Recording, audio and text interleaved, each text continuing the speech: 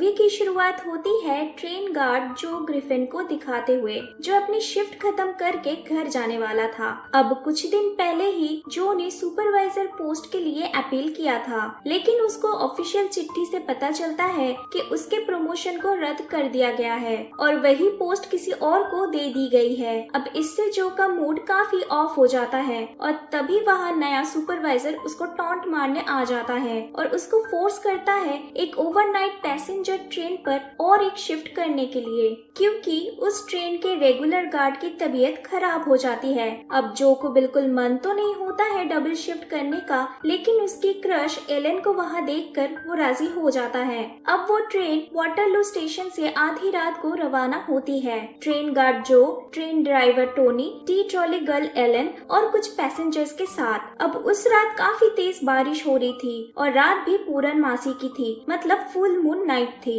अब कुछ मीलों के सफर के बाद लास्ट स्टॉपेज आने से पहले एक जंगल एरिया में उस ट्रेन की किसी चीज के साथ टक्कर हो जाती है, जिसके कारण ट्रेन ऑलमोस्ट पटरी से उतरने ही वाली थी। अब ट्रेन पलट जाती उसके पहले ड्राइवर ट्रेन को बीच जंगल में रोक देता है। अब इसके बाद ड्राइवर जब बाहर जाके चेक करता है तब उसको एक हिरन की लाश मिलती है जो कि ट्रेन के पहियों के साथ अटक गया था। जब वो उस लाश को वहाँ से निकालने की कोशिश करता है तभी अचानक से उसको अपने पीछे से कुछ आवाजें आती है और वो जैसे ही मुड़कर देखता है उस पर एक अजीब सा क्रीचर हमला कर देता है और उसको वहीं पे जिंदा खाने लगता है। अब इधर ट्रेन में तेज टक्कर की वजह से पैसेंजर सारे पैनिक हो जाते हैं। उनका सारा सामान इधर उधर बिखर जाता है और सब जो पर भड़क जाते हैं इतनी बड़ी लापरवाही के कारण। इधर ड्राइवर के मौत से अनजान जो सबको शांत करवाने की ट्राई करता है और ड्राइवर से कांटेक्ट करने की कोशिश करता है ताकि वो जान सके कि प्रॉब्लम क्या हुआ है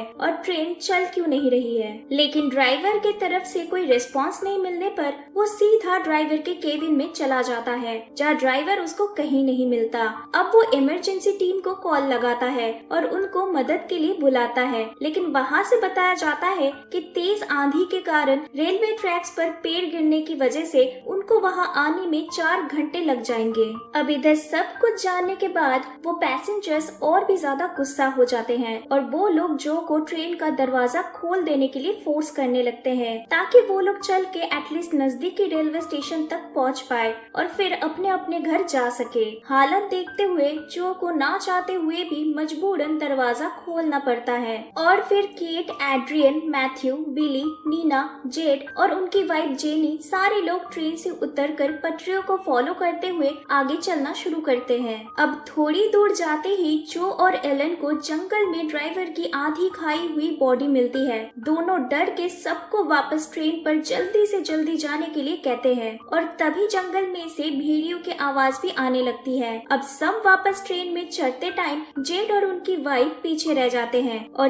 तभी वही क्रीचर उन पर हमला कर देता है। अब जल्दी जल्दी में ट्रेन का दरवाजा बंद करते टाइम जेनी का पैर बाहर ही रह जाता है और वो क्रीचर उसके पैर पर काट लेता है। इसके बाद वो लोग जैसे तैसे जेनी को खींचकर अंदर लेके आते हैं और उनके पैर से निकल रहे खून को रोकने की कोशिश करते हैं। अब जो इमरजेंसी टीम को फिर से कॉल लगाने की कोशिश करता है पर बारिश की वजह से सिग्नल नहीं होने पर कॉल कनेक्ट नहीं होती है। वो लोग इधर ही बीच जंगल में फंस चुके थे, ना वो लोग बाहर जा पा रहे थे और इधर ट्रेन में जेनी की हालत और बिगड़ती नजर आ रही थी। अब पहले में उनको लगता है कि हमला करने वाला कोई जानवर यानी भालू या भेड़िया हो सकता है, बट जेनी कहती है कि वो कोई जानवर नहीं है बल्कि काफी हद तक एक इंसान जैसा लग रहा था। अब उन्हीं पैसेंजर्स में से एक लड़का बिली नाम का था जो कि एक इंजीनियरिंग स्टूडेंट होता है। वो जो को कहता है कि उसको ट्रेन के बारे में सब कुछ नॉलेज है कि कैसे ट्रेन को चलाना है और अगर कोई टेक्निकल इशू है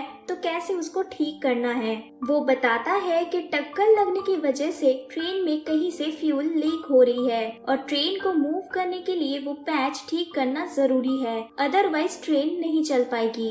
अब इधर वो क्रीचर ट्रेन के अंदर घुसने की कोशिश करने लगता है, लेकिन ट्रेन की मेटल बॉडी होने के कारण वो केबिन को तोड़ के घुस नहीं पा रहा होता है। अब इसी टाइम नीना की फोन रिंग होने लगती है। वो अपने मदर को सब कुछ बताने की कोशिश कर ही रही थी कि तभी वो क्रीचर विंडो को तोड़ के नीना को पकड़ के बाहर खींच लेता है। अब बाकी बचे लोग जैसे तैसे एक दूसरे केबिन में जाके वहाँ के विंडो और डोर्स को ट्रेन के मेटल सीट और ट्रेन के ही कुछ टूल्स के मदद से ब्लॉक कर देते हैं, ताकि वो क्रीचर ट्रेन के अंदर आसानी से आ ना पाए। लेकिन तभी जो को रियलाइज होता है कि उनमें से एक पैसेंजर मिसिंग है उस केबिन में से। जब जो पिछले वाले केबिन में चेक करने जाता है तो उसको वो पैसेंजर बाथरूम के अंदर मिलता है। वो उसको जल्दी बाहर आने के लिए कहता है, लेकिन बाथरूम का दरवाजा तभी जैम हो जाता है और वो क्रीचर भी वहाँ आ जाता है और ट्रेन के छत को तोड़कर वो बाथरूम के अंदर घुस जाता है और उस पैसेंजर को मार के उन बैरिकेड्स को भी तोड़ के पैसेंजर वाली केबिन में घुस आता है। वो क्रीचर जो पर हमला करने ही वाला था,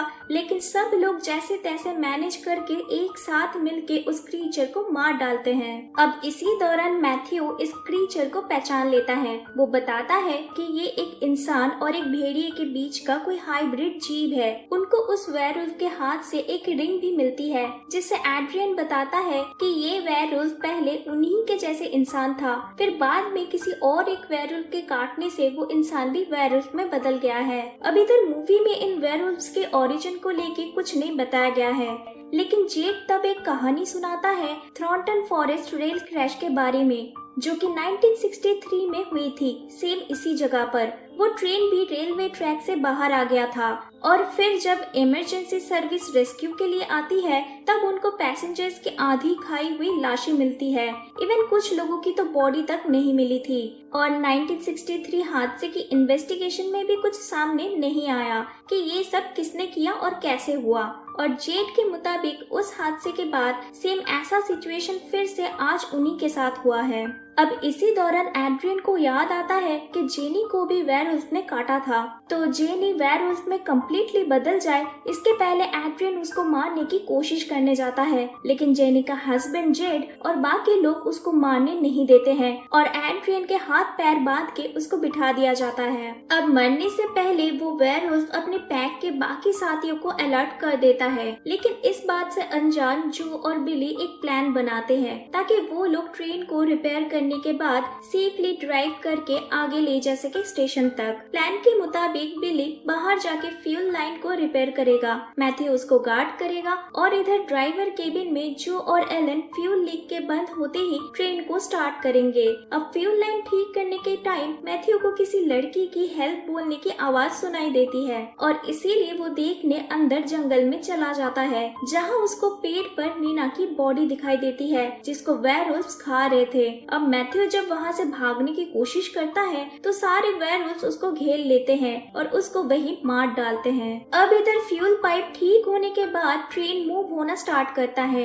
लेकिन साथ ही साथ और कई सारे वेयरवुल्फ्स भी ट्रेन के पास आ जाते हैं, जिसकी वजह से बिली ट्रेन के अंदर नहीं आ पाता और उधर ही ट्रेन को पकड़ के झूलने लगता है। और इधर ट्रेन के अंदर जेनी वेयरवुल्फ में कन्वर्ट होने लगती है। उसका हाल देख के एड्रियन केट को रिक्वेस्ट करता है उसके हाथ पैर खोल देने के लिए। केट एड्रियन के बात को मान के उसको खोल तो देती है, लेकिन बाहर से एक वेयरवुल्फ ट्रेन का दरवाजा तोड़ के केट को पकड़ लेता है। अब इधर खुद को बचाने के लिए सेल्फिश एड्रियन केट की मदद ना करके उसको ट्रेन से फेंक देता है वेयरवुल्फ के साथ। और इधर जेनी अपने हस्बैंड पर हमला कर देती है और उसको मार डालती है, लेकिन एड्रियन को मारने से पहले बाहर जो और एलन आ जाते हैं और जो जेनी को मार डालता है। लेकिन इधर गलती से बिली फ्यूल लाइन लीक कर देता है और ट्रेन फिर से जंगल में रुक जाती है। अब सारे वेयरवुल्फ्स ट्रेन पर चढ़ जाते हैं और इधर फिर से एड्रियन खुद को बचाने के लिए जो और एलन को वहाँ केबिन में ट्रैप कर देते हैं बाकी वेयरवुल्फ्स के साथ और खुद ट्रेन से बाहर कूद जाता है।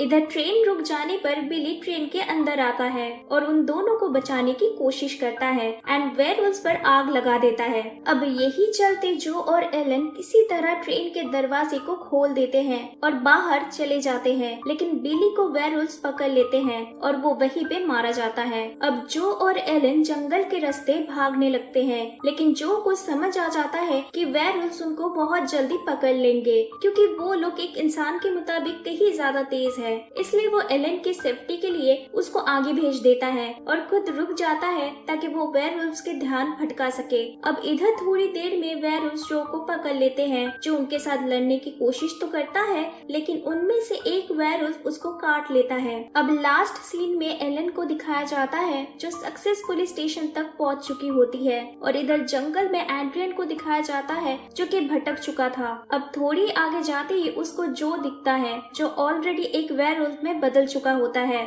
अब जो एड्रियन के ऊपर हमला कर देता है और मूवी इधर ही खत्म हो जाती है।